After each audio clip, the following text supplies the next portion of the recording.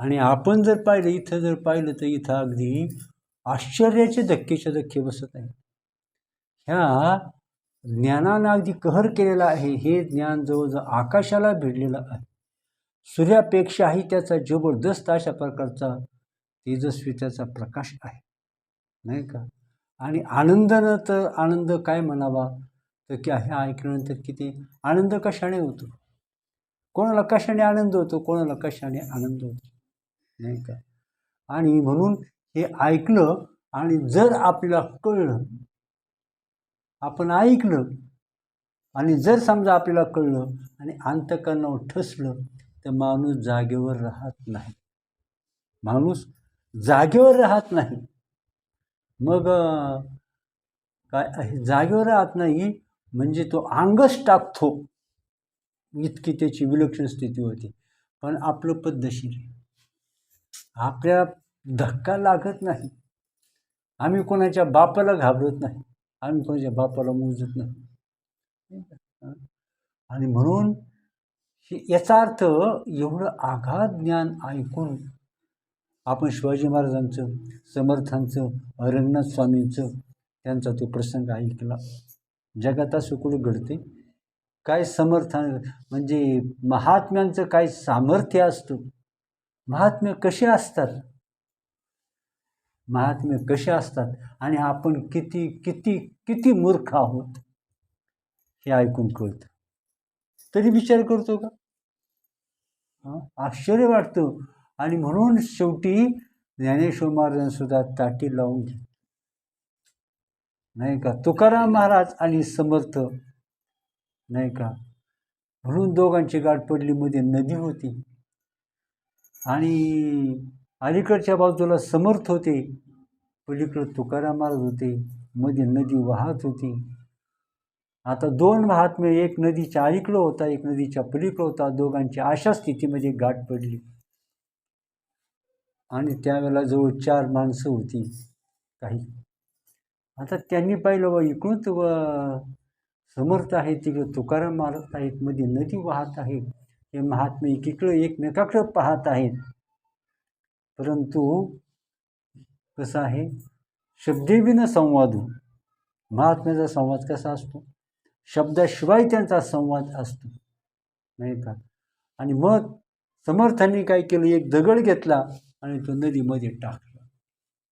दगड घेतला, नदीमध्ये टाकला आणि तुकाराम महाराजांनी तिकडं बोंबा मारले. लोक म्हटले, काय भानगड आहे, आपल्या काही कड्याची वाणी करते गुडगुड आणि मजला हे गुड उमजेना, यांचं काही कळतच नाही. एक जण इकडं काय करतोय, नदीमध्ये दगड टाकून, एक जण तिकडं बॉम्बा मारतोय. पण ही भाषा कळावी लागते संतांची. समर्थांनी दाखवून दिलं तुकाराम महाराजांना का ही जग बुडते, ही जन न देखवी डोळा. तिकडून तुकाराम महाराजांनी सांगितलं बॉम्बा मारल्या. आणि काय सांगितलं तुकाराम महाराज, वाजतसे बोंब कोणी नायकती कानी, वाजतसे बोंब कोणी नायकती कानी, आणि हरी हरी न म्हणती तया थोर झाली हानी. उठा उठा जागा पाठी भयाले मोठे, नाही का. मग काय सांगतात, आता सांगितलं, उठा उठा जागा पाठी भय आले मोठे, पंढरी वासुनी रिता ठाऊ नाही कोठे. तापत्रे अग्नीचा लागला वनवा, वनवा पेटलेला आहे, कौन रिगे आड कौन करी सावा धावा. आणि म्हणून महाभयंकर अशा प्रकारचा आणि नाजूक अशा प्रकारचा काळ आहे. आणि म्हणून पहा तर का बुद्धीला, मग मला असा प्रश्न पडतो की आपल्याला जर समजा मोक्ष मिळाला नाही तर काय होईल असं आपल्याला वाटतं का? जर समजा मोक्ष आणि मोक्ष मिळणार आहे का? मोक्षाची मुलाचे पाय पाळण्यात दिसतात. जे मूल लहानपणापासून प्रयोग करते ते पुढं काय होणार आहे लगेच कळतं, नाही का. म्हणजे त्या बीजातून अंकुर फुटला, हा अंकुर कशाचा आहे हे लगेच कळतं. हे बाबळीचं आहे का बोरीचं आहे का आंब्याचं आहे का लिंबाचं आहे. तो अंकुर सांगतो झाड कशाचं आहे. तसं आपलं आपलं बोलणं, आत्ताचं आपलं बोलणं, चालणं, वर्तन काय सांगतं, म्हणून मनुष्य जाणी जे बोले, झाड जाणी जे फुले, आणि भोगे जाणी जे केले पूर्वजन्मीचे. आपल्या बोलण्यावरून आपली पारळी, एक शब्द संतांना जास्त लागत नाही. तुम्ही भात शिजलेला पाहता ना, सगळा भात असा असा करून पाहता का? एक शितेकडे भात नाही घटावा लागत, एक शीत पाहता. तसं संतांना, आता चालू संत कसा आहे, काय साधी गोष्ट आहे का? ही साधी गोष्ट नाही. कसं आहे, आणि म्हणून संतांचा महिमा तो बहुदुर्गम, शाब्दिकांची कामं नाही येते.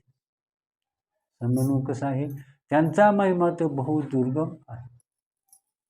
आणि ह्या जगात देव छोटा पण सद्गुरू त्यामुळे मोठा. संतांचं म्हणून पहा की अशा प्रकारचं सामर्थ्य. मग तुम्ही कल्पना करा, आपण विचारच करत नाही. बुद्धी काय झालेली आहे, विचाराने, जगातल्या विचारानं भ्रष्ट झालेली आहे. तिला विचार करता येत नाही. समोर विनाश दिसत आहे तरी तिला काही चिंता वाटत नाही. आणि एवढं साधू संतांचा अवतार झाला, एवढ्या संतांचा अवतार झाला, आणि त्यांनी प्रचंड अशा प्रकारचं काय केले, आपल्या उद्धाराकरता, कल्याणाकरता साधनं निर्माण केली. परंतु तो निर्बुद्ध पशु काय करतो, शेवटी गटारातच लोळतो. त्या चांगल्या साधनांचा वापर तो करत नाही. मग मी असं विचारतो की तुम्हाला काही असं म्हणजे असं भीती नाही वाटत, भय नाही वाटत तुम्हाला, आपलं मोक्ष नाही मिळालं तर काय होईल, वाटतं का? नाही वाटत नाही का? मूढ बुद्धी, गंजलेली बुद्धी इतकी गंजली, आपला एवढा भयंकर विनाश आहे तरी ती बुद्धी झोपा काढते. घराला आग लागली चौकून, आणि तो घरात झोपला. त्याला हो तुमच्या घराला आग लागली, उठा लवकर, आग लागली, सगळी कोण आग भडकली. हो तर लई झोप आली, आता मला जरा माझी झोप होऊ द्या चांगली, नाही का? मग त्यांच्यात आणि आपल्यामध्ये काय फरक आहे? साधू संत आटोकाट प्रयत्न करतात, उठा जागे व्हा रे आता, स्मरण करा पंढरीनाथा. पंढरीनाथाचं स्मरण म्हणजे त्या ज्ञानाचं स्मरण. विचारावर यायचं, विचार करायचा, घाणेरडे विचार, चुकीचे विचार बुद्धीतून काढून टाकायचे, आणि असा विचार करायचा आहे की तो विचार आपलं परम कल्याण करेल. परंतु काय होतं, संतांचे विचार पटतच नाहीत, इतकी बुद्धी बिघडली. या लॉकडाऊननं चांगलं नाही केलं. इतकं मी तर म्हणतो 1000 वर्षात अशी घटना घडली नसेल इतकं लॉकडाऊन. याला सुद्धा कळतं का रेंजमध्ये जायला पाहिजे, ह्या निर्जीव फोनला कळतं का चला इथं रेंज नाही, बाहेर चला. हा आपल्याला, पण इतकी बुद्धी काय झाली, भ्रष्ट झाली, बिघडली लॉकडाऊननं. बरं का, मी काय म्हणतो, 1000 माणसं मिली ते इतकं वाईट नाही झालं, लाखो माणसं मिली ते इतकं वाईट नाही झालं. पण लॉकडाऊननं वाईट काय केलं तर आपली बुद्धी बिघडवली. आणि म्हणून आजच्या रेकॉर्डला टाकलेले इथे की डोक्यात वळवळणारे किडे हे आपल्या ज्ञानाकडे जाऊन देत नाही. आता त्याला कोण काय करणार त्याला, आता नाही का? शेवटी सुस्पष्ट आहे, आपला नरकाचा मार्ग, राजमार्ग तयार आहे, गाडी उभी आहे, लवकर येऊ बसा गाडीमध्ये, हाच अर्थ त्याच्यामधून. बिघडलेल्या बुद्धीला विचार सुद्धा करता येत नाही, कोणाचंही पडतं, परंतु ज्ञान मात्र ती बुद्धी स्वीकारत नाही का? याचा अर्थ विनाश हा ठरला, काळ्या दगडावरची रेघ विनाश. आणि म्हणून माणसाला किती शांतीची किती गरज आहे माणसाला. माणसं मन शांत आहे का? मन शांत नाही माणसाचं, भयंकर अशांत.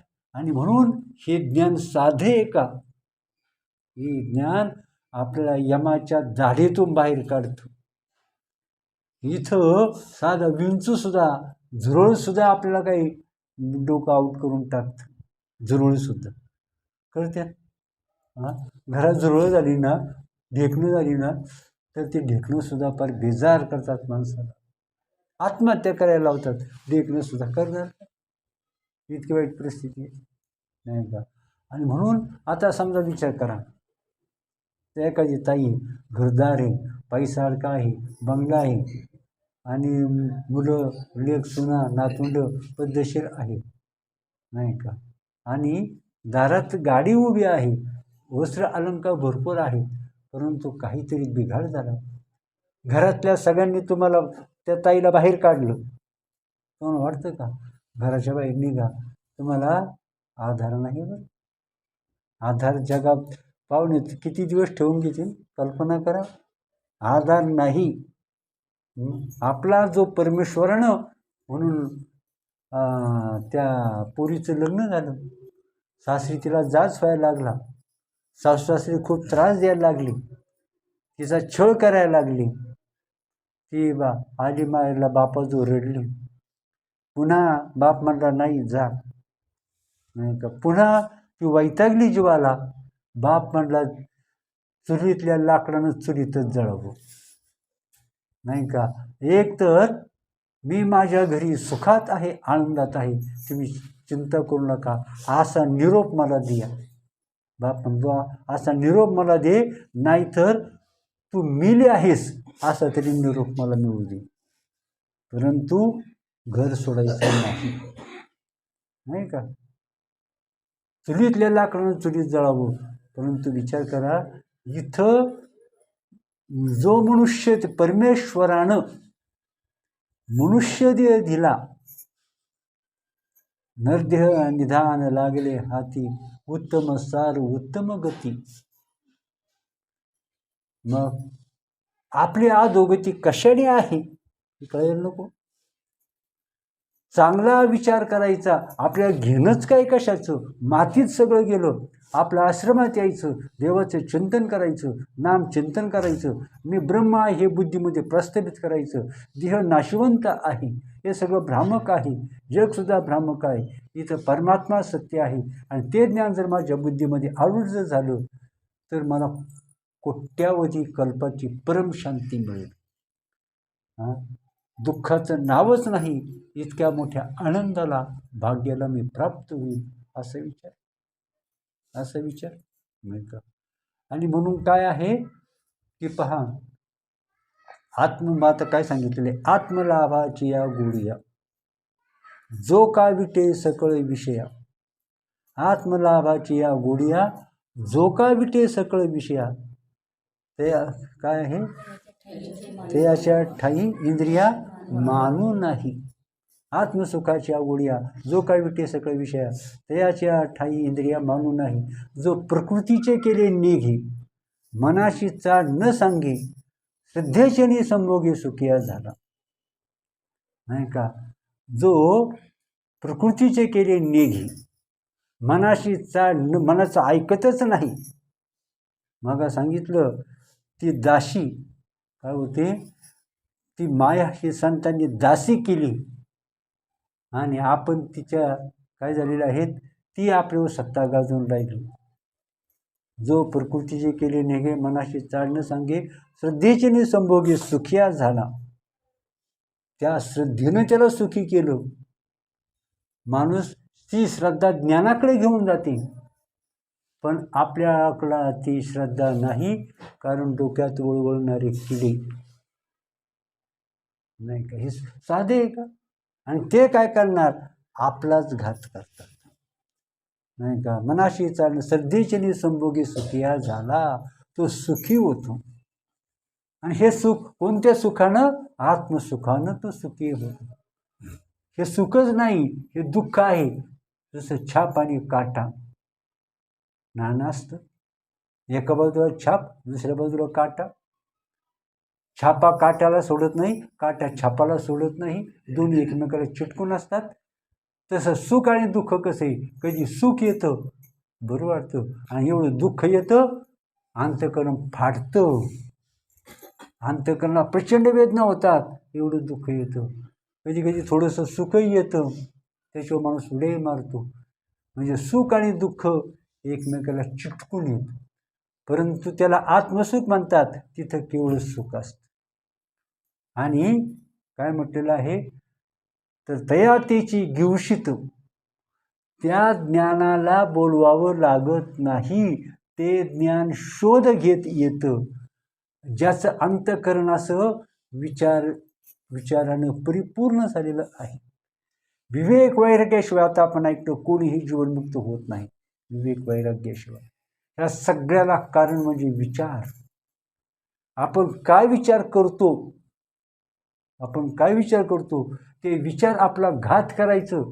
एक विष घेतलं तिथे मारून टाकतं, अमृत घेतलं तर ते आपल्याला सुखी करतं. तसा चांगला विचार काय करतो, बाकी मातीत गेलं, मला फक्त देव पाहिजे, मला मोक्ष मिळाला पाहिजे, मला आत्मज्ञान प्राप्त झालं पाहिजे, आणि मी लवकरात लवकर जीवनमुक्त झालो पाहिजे, हे विचार ज्याचे असतात त्याला चांगले मार्ग सापडतो, पण हे ज्ञान टिकत नाही. कारण झोळी कशी फाटक्या झोळीमध्ये ज्ञान टिकत नाही. मग बाकीचं टिकतं. एवढी फाटकी झोळी, एवढ्याली छिद्र तिला 7 ठिकाणी फाटलेली, पण त्यात घाण टाकली तर ती मात्र बाहेर पडत नाही. त्यातून घाण बाहेर पडत नाही, पण स्वच्छ पाणी मात्र काय आहे ते मात्र थांबत नाही. आणि म्हणून तया ते ज्ञान शोध घेत येतं तिथं. ते ज्ञानाला बोलावं लागत नाही, देवाला कृपा करावी म्हणून सांगत नाही. आपल्या अंतःकरणाची स्थिती तशी झाली, आपले विचार तसे दृढ आणि पक्के तसे झाले का ते ज्ञान त्याचा शोध घेत येतं. आणि म्हणून श्रीपाद बाबांनी कसं जीवन जगले, ते आपल्या श्री गुरुशी कसे एकनिष्ठ होते. श्रीपाद बाबा आपल्या श्री गुरुशी कशी एकनिष्ठ होते. त्यानंतर केरोबाबा बंडोबाबाशी कशी एकनिष्ठ होते, नाही का. आणि बंडोबाबा शांतामाईशी कशा एकनिष्ठ होते, नाही का. असे आणि आपल्यालाच काही धाड बसली. मग किती संतांना बुडते हे जन न देखे, त्यांना भयंकर वाईट वाटतं. पा आईशी कळवळ्याची जाती करीला भाई नक्की. पोरग चौकात दारू पिऊन पडतं, नाही का, दारू पिऊन पडतं, सगळे लोक पाहतात, अंगावरती माती पडते, धूळ पडते, कोण अंगावर काही थुकतं इकडं तिकडं, पण त्याला त्याची शुद्ध नसते. अशीच माणसं परमार्थाला चुकलेली माणसं अशी असतात, चौकात दारू पिऊन पडलेल्या मूर्खासारखे असतात. मग त्याबद्दल आत्मीयता वाटणार कशी, तुम्ही सांगत. आपलाच मुलगा आहे, चोऱ्यामाऱ्या करतोय, दारू पितोय, नको ते उद्योग करतोय, त्याच्याबद्दल आत्मीयता वाटावी कशी. आणि जो अत्यंत सज्जन आहे, गुणवान आहे, चांगलं कार्य करतोय, जगामध्ये कीर्ती मिळवतो, सगळे लोक त्याचा जय जयकार करतात आणि अतिशय उत्तम विचार आहे, त्याच्याबद्दल आपोआप प्रेम वाटतं, तो हवासा वाटतो, नाही का. कुणालाही मोर पक्षी पाहिला किती आनंद होतो, आणि डुक्कर पाहिलो काय वाटतं. म्हणून संत कधी वरून पाहत नाही, ते आपल्याला वरून पाहत नाही, ते काय करतात, आपल्याला आतून पाहतात. देवसुद्धा पाहायचा कसा, या उपाधी माझी गुप्त चैतन्य असे सर्वगंत ते तत्वज्ञ संत स्वीकारिते. पाहता इथं संत काय करतात, उपाधी माझी, उपाधीतलं आता दगड घेतला, त्या दगडामध्ये 5 तत्व आहेत. आपण म्हणतो हा काळा दगड आहे, हा वाकड तिकडे दगड आहे. दगड आहे हे त्याचं नाव आहे, काळा आहे हे त्याचा रंग आहे, नाही का. आणि तो कसा दिसतो हे त्याचं रूप आहे, नाही का. हे असं आहे. तर याच्या आतमध्ये आता हे नाम आणि रूप आहे, आणि याच्या नामरूप दिसतंय, रंग काळा आहे, वाकडा तिकडं आहे, अर्धा किलो वजनाने आहे, हे नामरूप आपल्या डोळ्याने दिसतं, परंतु त्यात ते गुप्त रूपानं सच्चिदानंद तत्व जे असतं ते मात्र दिसत नाही. तसं संतांना काय दिसतं, तर ते आकाराचा भेद करतात, द्वैताचा भेद करतात आणि त्यांची दृष्टी काय होते, आतल्या सच्चिदानंद त्या तत्वापर्यंत जाऊन पोहोचते. ती दृष्टी म्हणतात त्यांची दृष्टी तशी असते. आत्मतत्वाला जाऊन भिडणारी त्यांची दृष्टी असते आणि आकाराला भिडणारी, वरवर भिडणारी आपली दृष्टी असते. म्हणून पहा, ते दिसायला आपल्यासारखेच असतात, पण त्यांच्या दृष्टीमध्ये काय असते, त्यांचे शब्द म्हणजे अमृतवाणी असते. त्यांचे शब्द म्हणजे काय असते, अमृतवाणी असते पहा.